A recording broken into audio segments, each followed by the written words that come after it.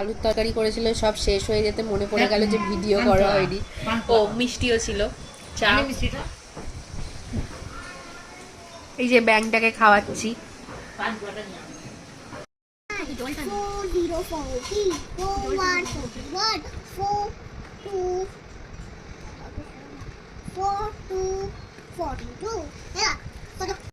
মায়ের কাছে গেলেই শুধু মা ভালো ভালো খাবার খাওয়ায় আমাদের দুজনকেই।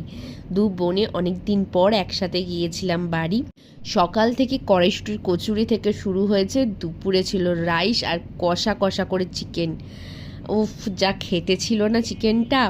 এরকম চিকেন খেলে বিশ্বকর্মা পুজোর আগের দিন কারখানা দাদারা চাটের যে মাংসটা বানায়, ঠিক এরকমই লাগে। যাই হোক, আমরা তো দু বোনে, মা, ইভেন রাজা, বাবাই সবাই জমিয়ে খাওয়া দাওয়া করে ঘুমিয়ে নিয়েছে। এখন দুজনকে নিয়ে একটু বেরিয়েছিলাম কোথায় যাওয়া